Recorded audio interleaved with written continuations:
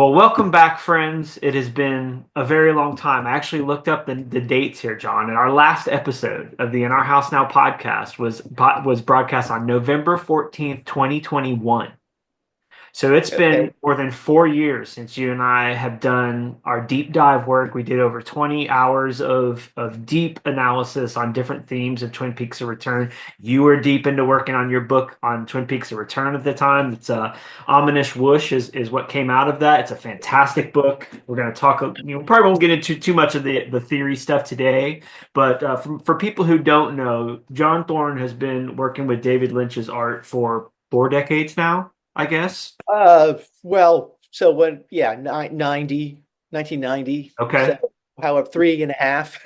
We'll talk about that. And I imagine that this is going to go out to a lot of people who never have come across David Lynch's work, who are going to be looking at it fresh because obviously there's an event that happened over the last couple weeks that he's in the news. He's in the global news.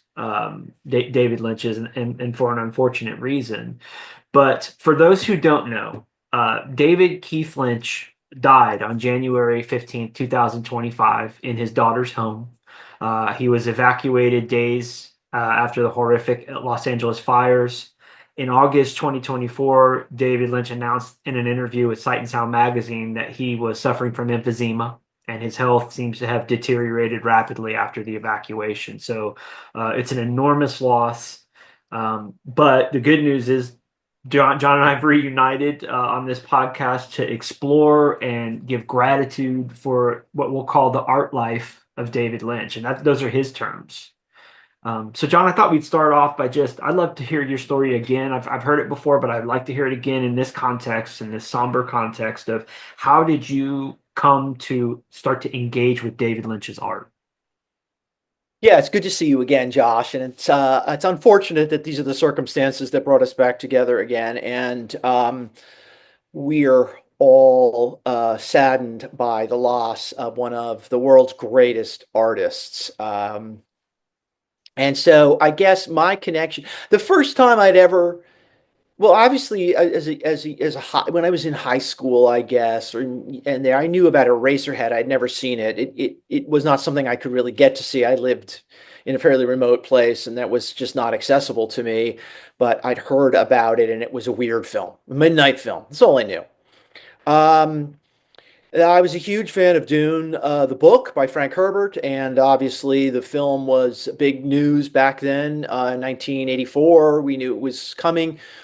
As a fan of the book, I went to see the film and was disappointed, not knowing really anything about David Lynch. And uh, so then, I graduated from college. I moved to Dallas, Texas, and Blue Velvet was out. Uh, and I wasn't really interested in going to see that because and again, I'd heard, it was a strange film, and I was again sort of disappointed in Dune. And then I knew there was this television series coming on called Twin Peaks, and I had read a review for it in January of 1990 that said, do not miss this show. And as someone who felt that the medium of television really had never truly been used to its strengths, with a few exceptions, this show seemed the kind of thing I'd be interested in. And I watched the pilot on April 8th of 1990, and I was just absolutely blown away. I thought this was just amazing work. It was only 2 weeks or so later when the second full hour episode came on, and the dream sequence of Cooper. And I realized that this was a brilliant piece of work and was pushing the boundaries of television. But then, of course, it was Lynch. It was Lynch and Mark Frost, of course, but those visuals and those sounds. And so then it just so happened. I mean, literally the day after I saw the that second episode, the dream sequence episode, the day after, American Film Institute was showing Blue Velvet in Dallas, and I went, and Dennis Hopper was there to introduce it. And all Dennis Hopper could talk about was Twin Peaks that night as he introduced Blue Velvet. And I watched Blue Velvet and was just like, yeah, this is amazing stuff. And from there, I reevaluated Dune after that in context of David Lynch's art, not in terms of Frank Herbert's novel, and came to appreciate that film for its artistry because it's a beautiful, beautiful film, despite its flaws that Lynch himself would probably acknowledge. And so just after that, that was it. I mean, that was I think that was where I realized I was kind of going to devote my life. Well, I mean, I met Craig Miller. We started Wrapped in Plastic, and it was Lynch. I mean, Lynch was someone who changed, as I said, I put this out on social media. David Lynch changed the course of my life. Literally, my life is in a different place than it would have been had I not encountered David Lynch.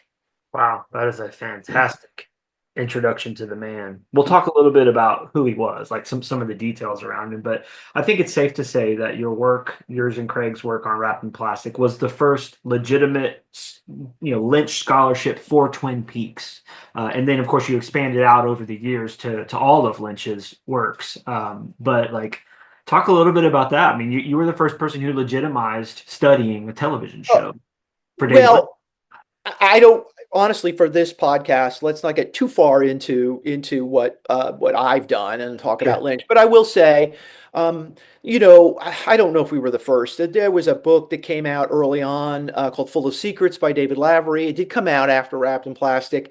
Um, and our goal with Wrapped in Plastic was to try to write and publish smart analysis of the work of David Lynch and Mark Frost, and specifically, focused on Twin Peaks. And I think, well, I know that I will say I know it was a success, and we can talk about this now, or we can talk about this later, because when we interviewed David Lynch for the first time, he expressed his thanks to Craig and me. I have an audio clip I'll try to get. Maybe you can insert it if we can. But if I can't get that audio clip to you, I can tell you that he said, I've actually got the interview right here. So just give me just a second. Sure. Yeah. He said, thank you guys for all your support through the years. We'll talk again.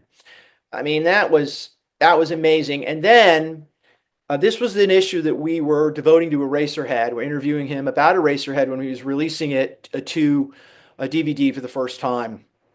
And he knew we were doing this in the magazine. By this time in the magazine, we'd been doing it for, about 10 years, I think. Wow. And he asked us to design the cover to Wrapped in Plastic. What an And honor. is the cover that he designed. He sent this to us. So, to have the Wow. artist that we're studying request to design the cover of our magazine, I'm almost getting a little emotional about it now because I felt like he valued what we did. And so again, I don't want to make it about us because it's about him and it's about the incredible art that he produced. And to have crossed paths with him for even that brief time and to be acknowledged by him for even that briefest moment was truly an honor. Yeah, we'll get into the gratitude section, but I think that really wraps up. And I wanted to establish, what you have at stake with this. Like this literally is your life's work, working on his art and interpreting his art for a general audience so that they can come to appreciate art and bring this into their lives as well. So who was David Lynch? This was a man who was born 1946, I believe, right? Grew up living in many places in America, Pacific Northwest, Pittsburgh, Los Angeles were probably the three cities and areas that really dramatically impacted his art, I think. Please stop me if you have something to add to these details, but I think he learned early on what he called the art life was from a friend's father, Bushnell, I think Yeah, somebody, Bushnell Bushnell Killer. somebody, who Oh, Bushnell Keeler. Keeler, that's right, yeah, Yeah, his and his, fine his art. his high school friend, I think, was Toby Keeler, and that was his father. And the father introduced him to a book, about the art life. And Lynch, yeah, he was going to be a painter, and that was the life he wanted to lead. So that book, I took this from Lynch's Room to Dream, Robert Henri's book, The Art Spirit, and the quote that they put in that book that really impacted David Lynch was give yourself permission to express yourself as freely and completely as possible and have faith that this is a worthy endeavor. And he quoted that many, many times over the years. So he committed himself to what he called the art life, which was you live your life to create art. And even his family, even all the businesses, everything he ever did was almost subservient to the art life. And he learned to express himself in many different channels besides just painting. But I do think it's worth talking about his early experimentation with painting and moving images on a static painting. So, if perhaps you could give us some insights into what happened that moved him from this kind of static world of putting something on a canvas to projecting images on it, and then, of course, that going into moving pictures. Well, I mean, I think you basically got it right there. I mean, he was painting, and I think it's sort of it's anecdotal right now. I know Lynch has explicitly said it in interviews, and so I won't get the words exactly right. But I think that the idea was, what if I could make my paintings move? What if the paintings could move? Of course, Lynch was also interested in animation, so it wasn't just moving film image, but also actual stuff that he was recording, but animating things either through stop motion animation, which he did in Eraserhead, and then also just cartoon animation for lack of a better term. Yeah. And so I think those early years he did have these presentations. I think the first one was Six Men Getting Sick, which was a short film. You can watch it on probably on YouTube, but I know you can watch it. I think on the Criterion Channel, and it's on some of his it's on short films DVD. But anyway, he had sculptures of three heads or four heads. I forget how many. And then he projected film onto that, which was I think, the first time where he was working sort of that multimedia um, uh, zone, and then he did some short films. I mean, he obviously moved into film and did some short films, experimented with some things. And it was from those works that he was able to move at last to Los Angeles, where he would live the rest of his life, and begin work on a major motion picture. There were people who could see as at him being pretty much a pretty young artist, essentially a college age or just after college age artist, that he had this particular talent, he had this particular way, and people were captivated by it, despite its somewhat off-putting uh, images. And so, it was from there that he was able to go and make Eraserhead, and the rest is history, I guess. After that, Yeah, Eraserhead has a really interesting history to it. We don't have enough time to get into it now, but it took him several years. It was a lot of money. He had obviously stuff coming in from the Film Institute, but that was a bootstrap project. That really was a labor of love for him, and I think he learned things in doing that from a filmmaking perspective. It's safe to say that David Lynch was a polymath, that he was skilled in multiple forms of creative expression, and they all summarized into this world of film and cinema in such a glorious way, in a unique way that set him apart, I think, from his peers right from the beginning. Like no one was doing anything like Eraserhead when it came out, and no one, I would argue, has really done anything since then. He's had 10 films that he yeah. did over the Mhm. years, is that right? And then 10 theatrical release films. yeah, There's a lot of other moving picture film work, which I would say certainly Twin Peaks: The Return, the 18 hours is, I think he considered it a film, despite the medium in which it was going to be shown was television. yeah, He created it and envisioned it as if it was a film he was making. The yeah, same is true with the Twin Peaks pilot. yeah. And have you watched all 18 hours of that ever in one go? Well, not 18 straight, but I Wow. did when I was writing my book try, know, I obviously watched it in pieces, but then I think I did a 5 hour, 7 hour, 5, 6 hour, whatever it was, Yeah, 3 days in a row. I just binged it to try to get that experience of it more as a cohesive Yeah. experience rather than a week to week thing. So he never subjected himself to the format. Like he always broke through, and I think that I would argue Twin Peaks: The Return was his magnum opus from my perspective. I mean, I think that's going to be debated for years and years and years as what was David Lynch's actual magnum opus. Where was he at the peak of his artistic expression? And I would argue that it's in Twin Peaks: The Return, which is not television, it's not movies, it's more than both of those mediums. It kind of unites in a really interesting way. So let's talk a little bit about themes and style. I saw a great little snippet interview with Guillermo del Toro where he was saying that when he first met David Lynch, he was overcome with awe and like he just didn't know how to approach him. But he's really good friends with Mark Frost. And Mark Frost told him, listen, David is completely unironic. Everything about him is sincere. So when he says he loves that little blue bird at the end of Blue Velvet, and he loves that little blue bird, and when he says that he believes coffee and cherry pie carry all the goodness of the universe inside them, he is being sincere. There's no irony in David Lynch, and I think that is kind of like a secret to understanding his films. Because when we compare him against artists like Cormac McCarthy, who I would say was a total cynic and saw no light in the universe, he of course made that work for his art. But I would argue that David Lynch was absolutely a realist and saw good in the world. And even though his works had these dark underlying themes, which I'd love for you to talk a little bit about, because there is some consistency, but there's always a light behind it, I think. Yeah, I mean, I think that's really important, and I don't think Lynch was naive to the fact that the world is a dark place, and of course, some of his philosophy was informed from Hindu writings and talk about, we won't get into all the details, but it talks about cycles of ages and being in a dark age, and that now we're in a dark age, and he understood that that dark age meant that there was bad things in the world. I mean, if you want to call them evil or pure evil, I think that's accurate too. Um, but he believed that that was temporary. That it would, yeah, well, temporary. It would go away. It would come back again. It would go away. It would come back again. And that, but that people, that there was goodness in people, and that the good was as much a part of the universe as bad. And he talks about in interviews, I think it's in Lynch on Lynch, about finding the balance, about finding a way.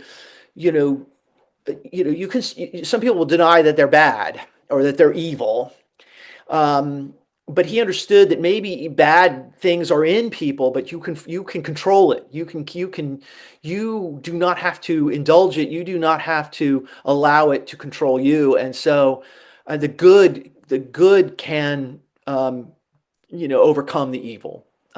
This is kind of simplifying a Sure. lot of this. There we could get more, and other people could probably do better, more sophisticated analysis of this.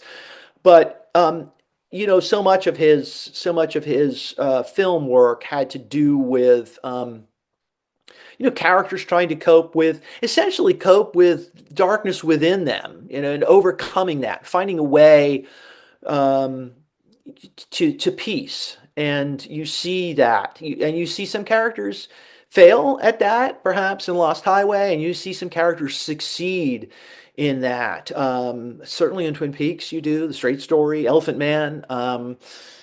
They find peace when they acknowledge that they are good people. But that's Laura's story in Firewalk with Me. Sure. She doesn't believe in her goodness. She doesn't believe in that there's a possibility for her to be good, and then she realizes it at the end of Firewalk with Me, and that is such a crucial part of that story, when she realizes she's not a bad person. Yeah. She's a good person. You So know, that kind of sums up some of the Lynch's. it's great, and it's so unique in a world of superhero movies where the threats are always existential. It's something from out there coming to get us, and we got to get this little rock or this little magic power and do Right. these things. Like I feel like it's really important for viewers who are going to engage with David Lynch's art to understand that his characters have internal landscapes, and they're deep and they're mysterious, and it's never called out and made textual. Most of the time, it's subtextual, which means you have to do a lot of work as a viewer. I mean, you have to do work. I mean, he's asking you to participate in the work. But you're absolutely right. I think Lynch is not was not interested in the external threat. The story in which there's a bad guy and he's going to come and get you. Even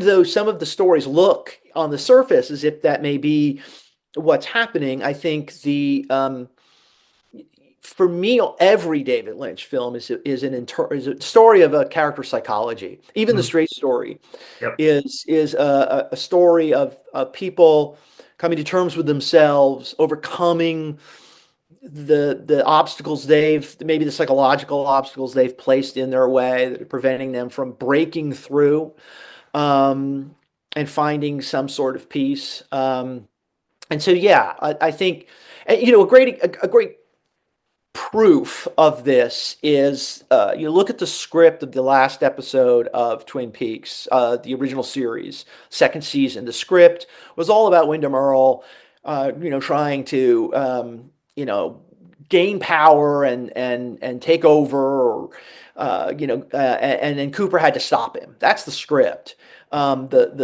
Lynch threw that script away and rewrote it, so that the last episode becomes a lot more about Dale Cooper and his own fears and his own doubts, and can he overcome that? And potentially Cooper fails at that in that last episode, and so he was so much more interested in the psychology of Dale Cooper. That's what you see in that final episode. And of course, it's so much more powerful, that Yeah. episode, than what it would have been had it been filmed according to the script. Yeah, yeah, that's exactly right. So we've got, a man who's an expert filmmaker. He's a soundscape designer. He's a musician, obviously a painter. He's a writer. But there's another aspect of David Lynch's life, and back to your point about finding this peace, this peace beyond the darkness. Before 1974, I think it was, he may not have been the nicest person to be around. He said this himself inside of his biographies. And then he discovered one day transcendental meditation. And transcendental meditation changed David Lynch's life forever and all time. Besides the art life, it is the closest thing to another commitment that I think that he had, and he's rumored to have never missed both of the daily meditations that transcendental meditation involves. He also set up a foundation, the David Lynch Foundation, which is dedicated to world peace and to teaching people the transcendental meditation technique, first responders, people undergoing trauma, those kind of things.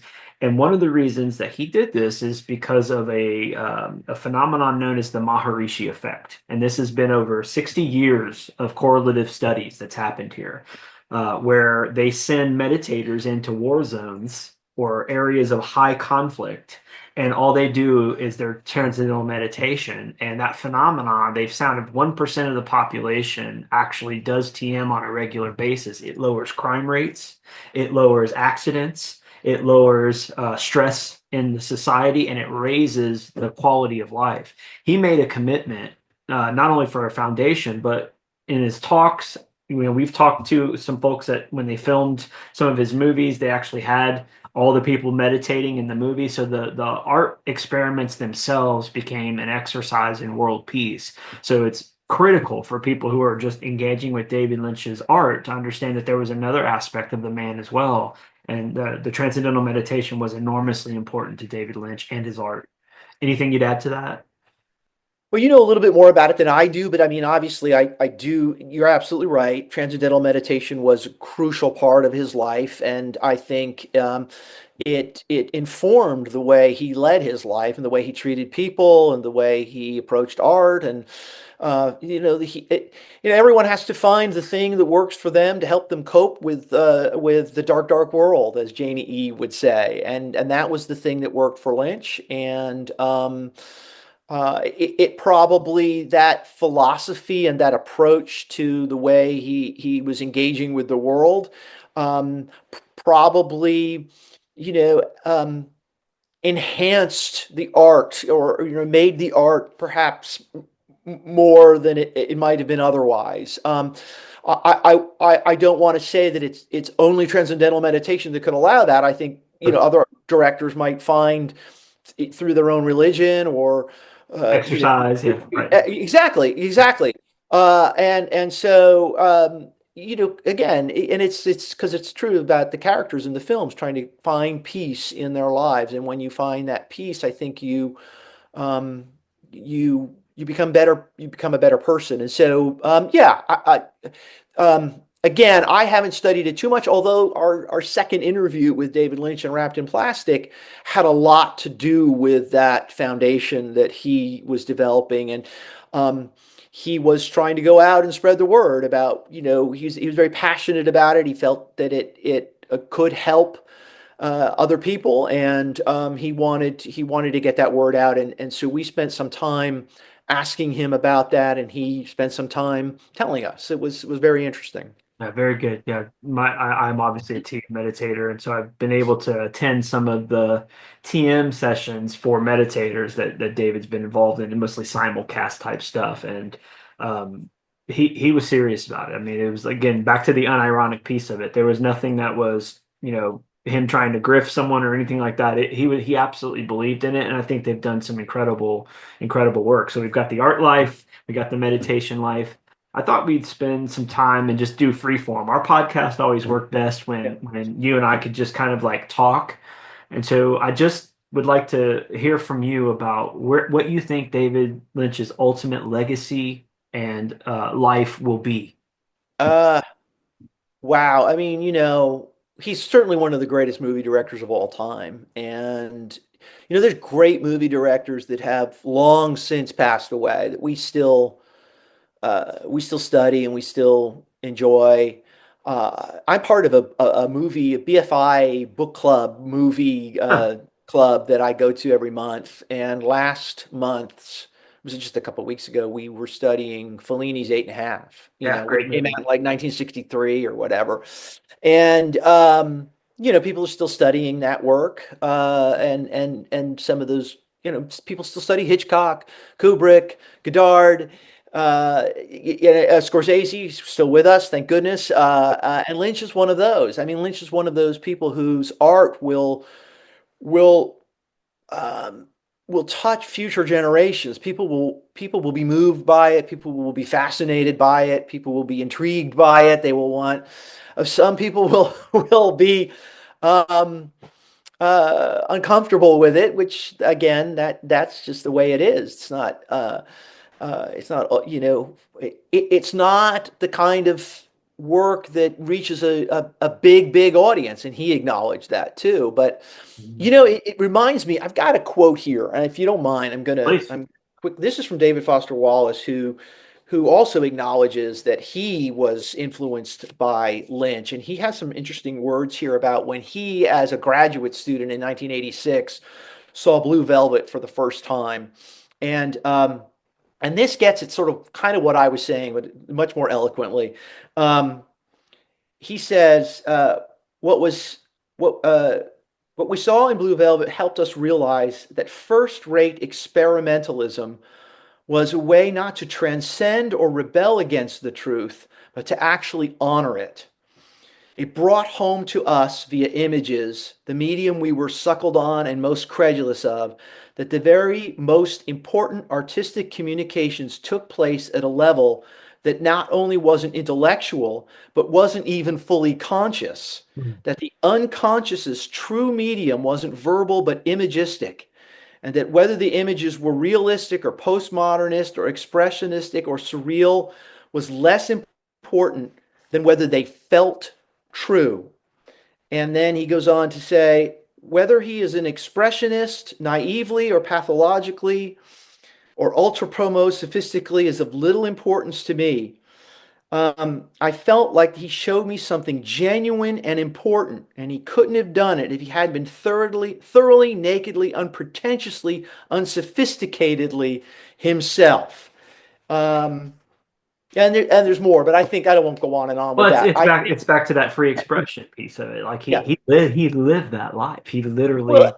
yeah. And so what Wallace is saying there is that here was an artist who was not afraid to, you know, to express himself the way he felt was necessary in his art. And that kind of art does not appeal to everyone, and that's okay. Some people don't want that, and that's fine. But there are those of us who appreciate that that purity in the art, that expression that Lynch and other directors, but Lynch somehow struck a chord, I think, with all of us, in that he could tap into something we could relate to, even if it was something hard to watch. Mm, And he didn't shy away, and he would show us things that were very ugly, and he would show us things that were so beautiful that I write about David Lynch, but you can't put it into words. yeah. Yeah, it's the irony of Mm. trying to analyze and appreciate proper art, like true proper art. I also think it's worth chatting about his celebrity status because that is novel. That was unique about his day and age as opposed to like Hitchcock and those guys. They were celebrities, but not like a modern celebrity, social media and the pressures that have come under in the latest age of celebrity craze. David Lynch managed that really well, I think, and he still has come out as I'm not hearing anything negative in the global press about David Lynch. Everyone is just, this man was a genius, and it's a damn shame that he's gone. What would you say about the celebrity piece of it? Well, I think he recognized at a certain point that he was sought after, that people wanted to hear what he had to say about things, and he felt that he'd already said it. He was like, go see the film, and that's it. I don't want to talk about it any more than that. But he recognized the importance of promoting his work. He recognized the importance of communicating with his audiences. Um, I think he knew that he had a fan base, so to speak. Um, and I think he's very appreciative of that, as he said to us in Wrapped in Plastic. He was grateful for people wanting to hear from him and know more about him. But he was very cautious about that too. I think he was very careful not to. He certainly didn't give a lot of interviews. And Right. in the later years, he gave very, very few. I mean, I don't, he gave a couple. And again, they're mostly tied to promoting something. Yeah. And he recognized that he was going to have to talk about some things he might be uncomfortable talking about. I mean, I said to him in our second interview, and I said, well, it's great that people are talking about your work. And what I meant was that people are celebrating it. And he said, no, no, no, talking's bad. he just wanted people to, he just wanted people to feel it. But I think, again, I think he may have somewhat misinterpreted my question, because he also said, Eraserhead's the kind of film you take your date to, and depending on whether or not they liked it, you knew whether you were going to stay with that person. Hmm. So essentially, you're talking about what that art, brings up in you, Yeah. and I think that kind of conversation was something that, um, it's rare for us to have that kind of art that in a medium like film, where Commercial film at that, right? commercial, yeah, right, it's a commercial film, exactly. And so I think he knew that people were enthused about his work. Yeah, that's well put. And I think he maintained the proper distance to allow every audience member to have their own experience of his work. I mean, look how long you and I have been talking about just Twin Peaks: The Return, for Pete's sake. I mean, that there's 10 more movies behind that, and I guess for me, I'm interested in what comes next. What's the future of David Lynch scholarship? Because while there's a frame around his life and work now, what's out there that hasn't been released? What's out there that, could be coming down the pike? Well, I mean, it's too early to know for sure, but I do think that we may. I mean, even today, just a few minutes before we got on to this conversation, I was seeing posts from some of the um, pictures that they had taken for Twin Peaks: The Return. They were going to use as press release pictures or a press kit or something that Lynch ultimately rejected. But these pictures are leaking out now. They're incredible pictures of Lynch too, as Gordon Cole, which are, I don't know Yeah, if you've seen them. I have, yeah, a They're couple of them. incredible.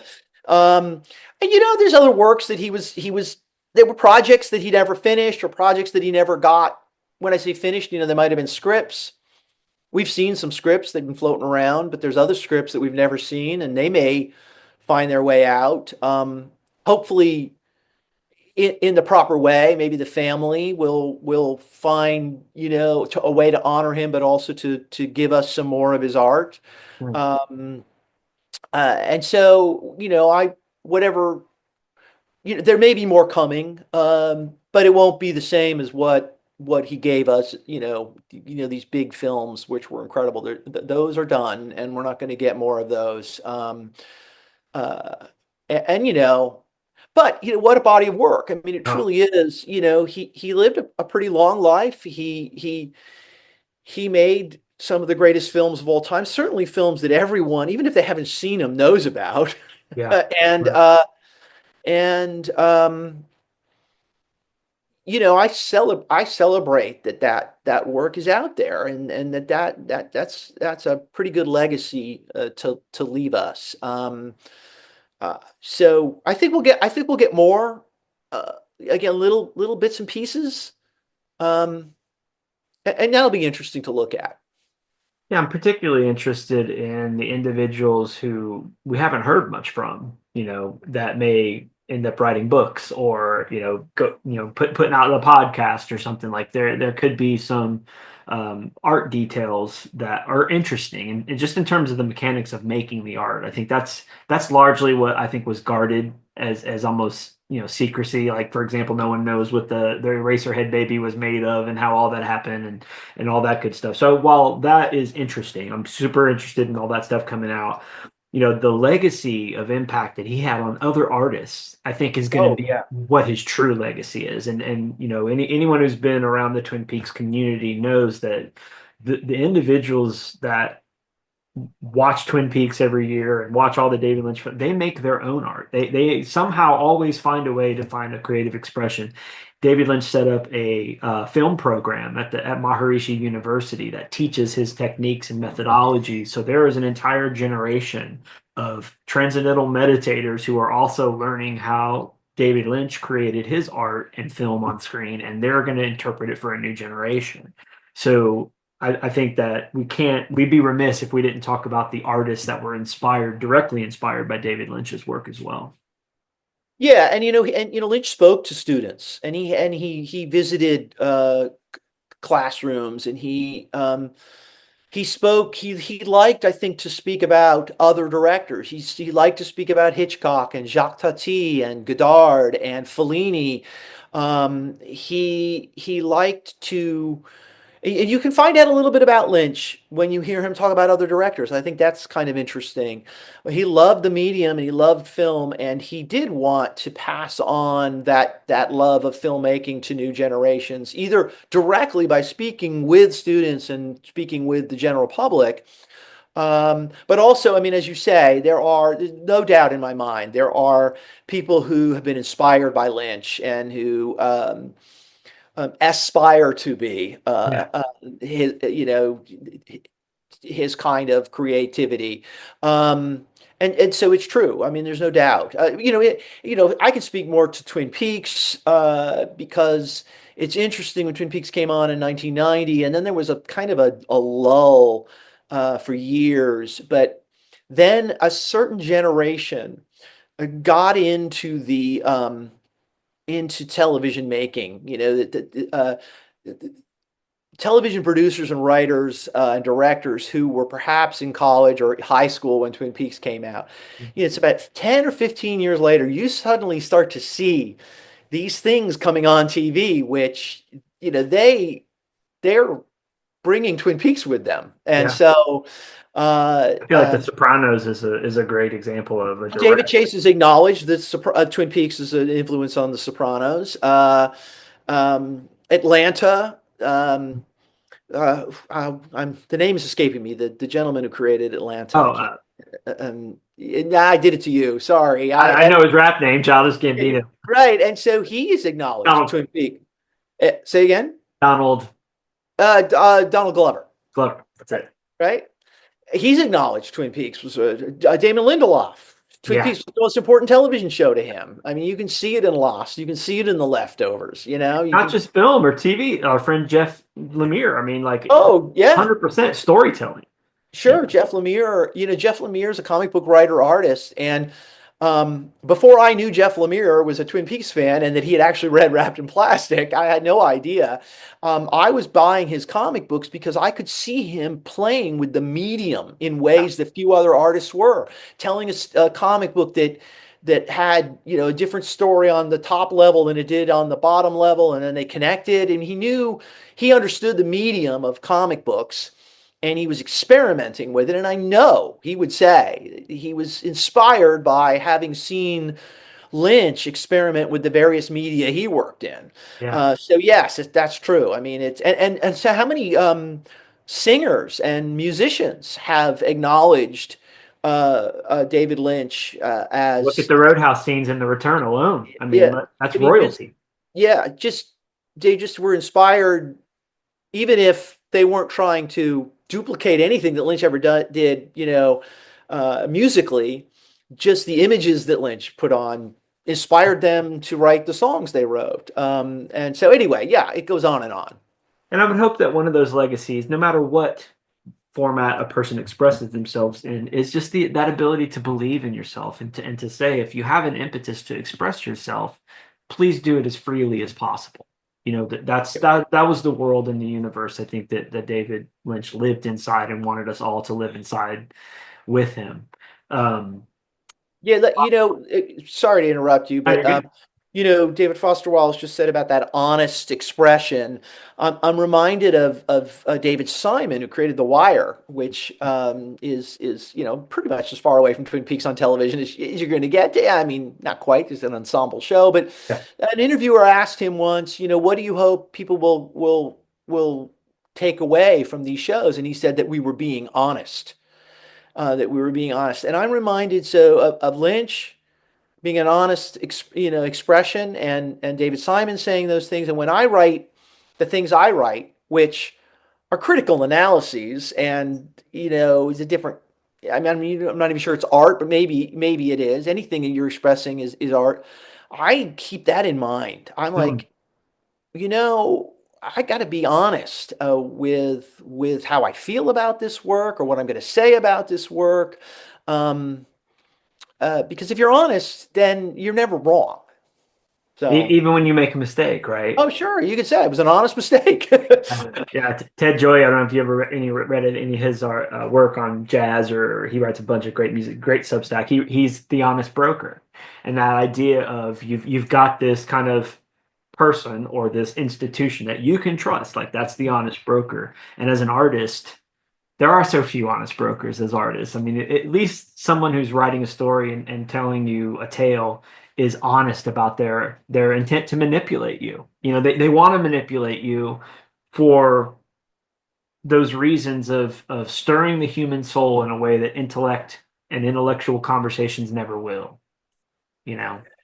Yeah, I mean, you can kind of tell when someone's trying to make a television show or a movie to make money, Mhm. or to reach a giant audience, or again, it all comes down to money, and you can tell when someone's just trying to express themselves as honestly as they can, and it's going to reach an audience. It may not be a big audience. It may be a very, very small audience, but um, I appreciate someone who, with good faith, is trying to express. It may not appeal to me, um, but I can't criticize that ever. I mean, Yeah. yeah, I mean, it's easier to criticize sort of the corporate influence of mass media entertainment. That's where we should focus our concerns. This sort of generic kind of entertainment that they're trying to just really just sell product.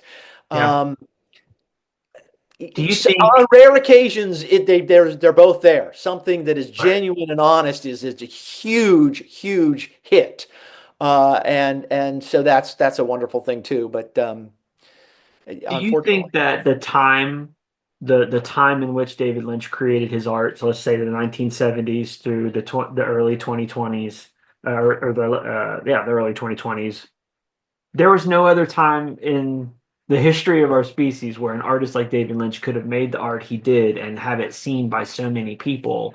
Like, is there there could be no David Lynch now. Uh, uh, yeah, I don't. I mean, well, of course, mass media was not something that existed until, Right. really the 19.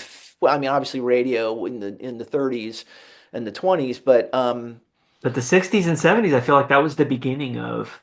there was, I mean, certainly the film work of the 70s is considered truly, that time of the auteur where you had the studios essentially backing the director and saying, "We want your vision, we want it out there." And then it wasn't until the late 70s and 80s where the studios were like, "We want to, we basically want an amusement park and we want to bring people in." And again, I mean, Spielberg and Lucas, they generated art. There's no question about it. It Right. also was art that appealed to a huge audience. Um, but I do, yeah, there's something about Lynch. I don't quite know. Well, hey, he was true to himself, and he was true to He's not a himself. populist. And so somehow, and it's interesting you bring that up because somehow he got people to invest in his work, and he was able Yeah. to make studio releases and major works. I mean, look, he Twin Peaks was, people may forget this, but when it was the first season, it was a huge hit. I mean, it was a massive hit. It permeated the popular culture. I mean, everybody was talking about Twin Peaks. I was there. I remember it was on. Everyone was talking about it. The political figures were talking about it. Comedians on TV were talking about it. Magazines and were out just constantly referencing it. It was big. It was Yeah. really big, and it was David Lynch. I mean, yeah, I don't know if any other director could have done it. But I feel like now that the streaming network, the landscape is just so diffracted that back then that was a major TV show on a major TV channel in prime time. Right. Prime time doesn't even exist anymore. That's not even a thing, Yeah. right? So it was just a unique moment in time where a unique artist put the right Yeah. things out for the right Yeah. audience. Yeah. Yeah. It's true. It's true. Yeah. The lightning struck. I mean, I guess as we move into a conclusion, sadly, on this, I would love to like feel like what other artists do you hold on the same level as David Lynch? So they don't have to be film directors. I'll tell you who it is. John Williams, the music Wow. composer. Okay. John Williams is the artist that's been with me the most in my life because I was just a kid when the Jaws soundtrack Sure. comes out. If anyone's listened to the Jaws soundtrack, it's not just dun dun dun dun. I mean, Right. that is a beautiful piece of music. That the music of the ships at sea and that joyousness of being out on the open ocean. But then, that was 1975, and John Williams is still around, and he's still, Gosh. creating music. And, so for me, it's been 50 years of this artist. I have so many John Williams soundtracks. So Same. he's a huge part of my life. I've never really talked about it with anyone because I can't write about music. It's just beyond my ability. Um, so John Williams, obviously there's major writers. So we've talked about some of them, Cormac McCarthy, and um, David that Foster Wallace. yeah, that made a big impression on me. Uh, I love a lot of film directors. They're all really important. I love Wes Anderson, who is another one of those directors who today is able to get financing for these major motion pictures that are his pure vision, his For sure. honest, pure vision. So I appreciate that. Um, but yeah, that rarefied air where Lynch would be. Um, I'm going to put John Williams there and a couple of authors, and some other names may come to mind, but that's it. Those are the Those big are the ones. ones. Yeah, I mean, I wrote a little list down, and most of mine were musicians. I have Bob Dylan on it. I have Miles Davis. I have David Bowie. From a film director perspective, I would put Spielberg up there. He's certainly been Mhm. hugely influential on Sure. my life. We both grew up in America, where if you were in the Midwest, you got to see Steven Spielberg movies. They were not showing art house movies where I grew up. Right. So, Right. I think that crossover was enormously important. Um, the final note that I had on here were just a couple of quotes that I wanted to offer, but I did want to make note that Bob Roth, the CEO of the David Lynch Foundation, did a talk on last Friday, which was shortly after his death was announced. And David Lynch died while meditating. So Mm. they say he keeled over in the middle of a meditation. And I think if you've got to go, he went doing one of the things that mattered most to him in this life, and that is something to be celebrated. It's a true life well lived. He will be talking about David Lynch for 100 years. They'll still be watching his movies and writing about it and talking about it, and just what a wonderful legacy to leave behind. Right? Yeah. Without a doubt. Without a doubt. Yeah. I mean, we've been speaking about Lynch on somewhat of an intellectual level. Obviously, we've been getting into the how he moves us. Um, but personally, it's like I'm going to say this. If I think there's going to be a tribute to Lynch up in Snoqualmie at the Twin Peaks Days in February, end of February, February 22nd, 3rd, 4th, whatever the dates are around Yep. that weekend. There's going to be a tribute, and I'm hoping. I think I'll have an opportunity to speak for a little bit. Uh, I'm reminded of Laurie Anderson, the singer Laurie Anderson, Sure. who's a wonderful performer. Yes. She once said, and I wrote this about Craig too in my book, when her father died, when Laurie Anderson's father died, she said it was like a library had burned down. And I was thinking about that, about Lynch, and I thought, when Lynch died, it was like a museum burned down because, uh, I mean, all of that. We're very lucky he lived the life he did, and to the age he did, and he produced as much as he did. He's not a figure whose life was cut short, and all of the possibility was gone. But there was an artistry in that was that mind was in the world with us, and now it's not. And you feel it. You feel that his filter, um, the prism through which the world passed, is gone from us now, and so we will not have that. Um, we will not have that anymore, and that that's something you mourn that loss. So well said. There was a quote from David Bowie's first record that I came across a couple days ago, and I wrote it down because I think it actually applies to Lynch's life as well. And the quote was from his first manager, the first guy who looked at David Bowie in the 1960s and said, "That man is going to be a superstar." And the quote was, "He was immediately impatient with the songs there were to sing and began to write his own songs he believed in, songs that were part of him, songs he could sing with feeling. They spilled out all over the place in rapid labor. And most importantly, he moved so fast that everything he did was 2 years too soon." Hmm. And it Yeah. is possible that what David Lynch did and what he accomplished in his art life was 2 decades too soon. That the human race will be catching up with him for another 20, 30 years. No, that's so true. I do think that's true that you see proof of it that films would come out and they'd be panned and then reevaluated later as people had time. It was the kind of art you needed time with. Mm. I'm reminded of Moby Dick, perhaps the great American novel. I wrote a little bit about this in Wrapped in Plastic years and years ago. When Moby Dick was released, it was panned. It was considered a failure, and Herman Melville, never really knew. how the appreciation that would come from that book. And Right. he had like a bureaucratic job, I think, on the Hudson River, checking ships in and stuff like that.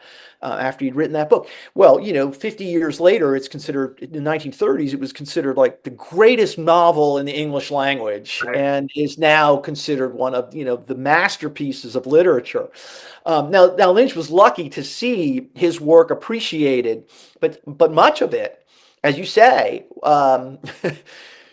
people didn't know what to make of it when they first saw it. Firewalk with Me is such a great example of a Mm, film that was despised and then revered 25 years later. So, perfect. yeah. People will come to Lynch. People who haven't been born yet will come to Lynch and be moved by the work and inspired by the work. There's going to be some folks who watch this and think, I'm going to get into David Lynch. Where should I start? And so let's help them out a little bit and let's give them some first steps. Yeah, that's a tough one. I mean, some people would say start at the beginning and go to Eraserhead. I mean, Eraserhead is an acquired taste, perhaps, or like Lynch said, you find out whether or not the person you're with is someone you want to be with. Um, Boy, I don't. The most accessible films, if you're going to watch them, are Elephant Man and The Straight Story. Right. Um, I think if you want accessibility and then you want the straight story and you want Inland Empire in the same film, you can go watch Mulholland Drive. Great. Because for 2 hours you're going to be like, this is great. I know exactly what's going on. and then and then about the 2 hour mark, you're going to go, what Yeah. is happening now? Yeah. And I honestly think it's that film that, like Roger Ebert, the film critic, hated David Lynch's work. He acknowledged that in his review of Mulholland Drive because he loved Mulholland Drive. And I think it was as if he needed that 2 hours, Yeah. Ebert did, of an easy, not to diminish the first 2 hours, which are incredible, but something that kind of sucked him in so that when that twist happens at the 2 hour mark, he was there. He was buying it. As opposed to when you start the first scene of Eraserhead, Right. you're kind of like, oh, what is this? So I guess I would say if you're ready to experiment and you want to be eased into it, try Mulholland Drive. It's great. And there are some books too. I've pulled some out. We've got Catching the Big Fish, which is going to give you Oh, a great, yep. intro level view David wrote that book. That was one of the few books he actually wrote. Hmm. So that's going to be really accessible. We've got Lynch on Lynch. I think you mentioned that one, and we've got the David Lynch interviews. These are Oh, yeah. two Yeah, other if you books. want to study Lynch's and you want to know what Lynch thought about filmmaking, those two books that you just had there, Lynch on Lynch and David Lynch interviews, are, I mean, I used those in everything I've written. Hmm. Everything I've written, you go to those books. Last one I had. This came out to 2018, Room to Dream. Fantastic book. It's written by Kristen McKenna, but they're based on interviews with David Lynch, and you will find a ton of stuff. I would say that was his official biography. Yeah. That's the official story that he wanted out there about his art life. And I think he did a really good job at the end of his life of putting things in place that would cement his legacy over the long term. Those are some books. He's got records, some great music that he's done, that some really weird shit too, like just as you would expect, Sure. so there's that as well, and then obviously he's got some smaller screen stuff, independent films, Yeah. commercials.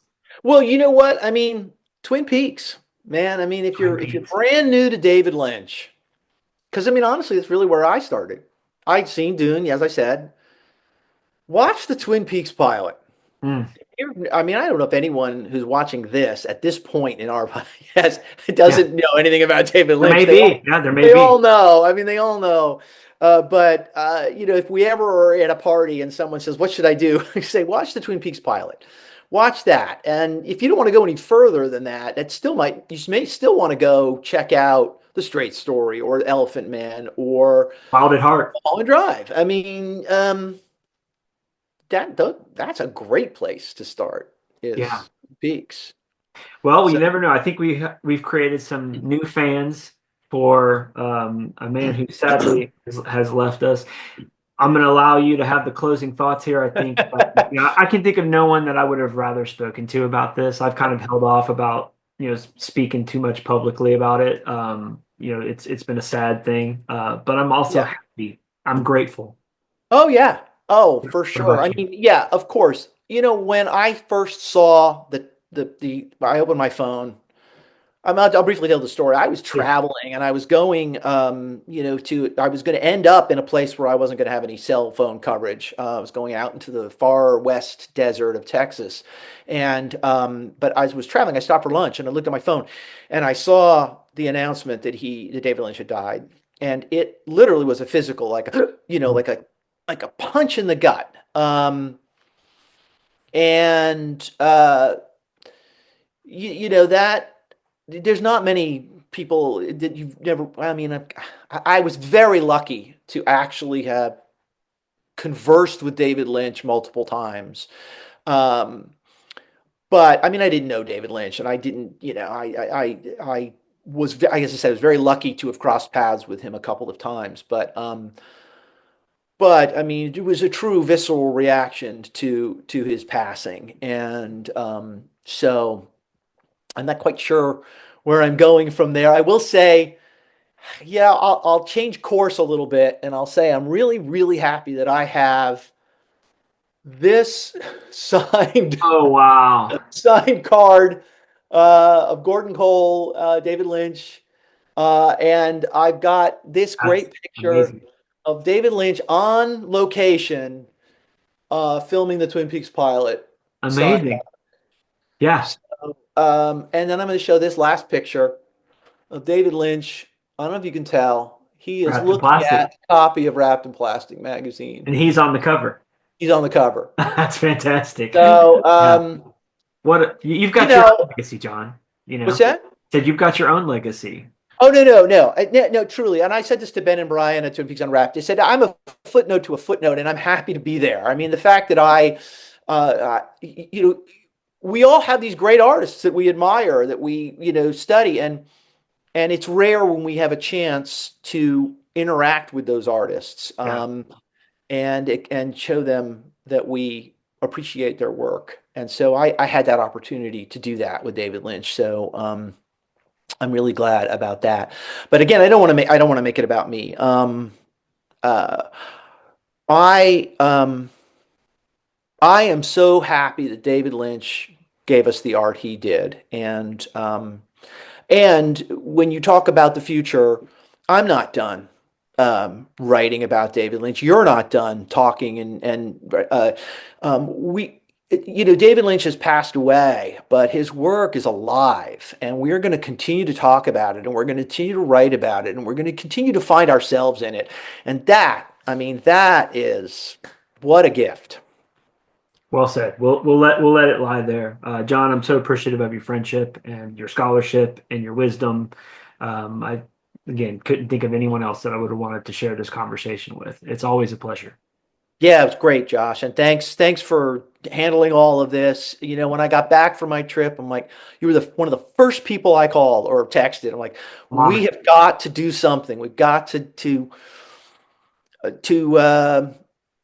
acknowledge David Lynch, give him his due, Give and him I this. hope we did here. Well, and I hope they record your talk at the Twin Peaks Day event. I would love to hear that. So please make sure you put that out on social if there's a link to be able to hear that, or if you record it yourself. I think our good friend Stephen Miller, who has done so much with recording that, is going to be there. And it won't just be me doing a tribute, but by far, I'll just be Good. one voice among many. Scott Ryan, Josh Eisenstadt, Brian Cursar may be there, um, Mary Hutter. Uh, All the old gang, yes, and we all have equal voices in what we say and how we express our love for the work. for So, sure. All right, Prince. Well, maybe John and I will be back at some point in the future talking about something that may not be Twin Peaks. We don't know. It could be. We never know. But yes. at any length, thanks for listening. We appreciate you. Subscribe, do all the stuff on social that you do, and then we'll talk to you soon. Bye. I'm gonna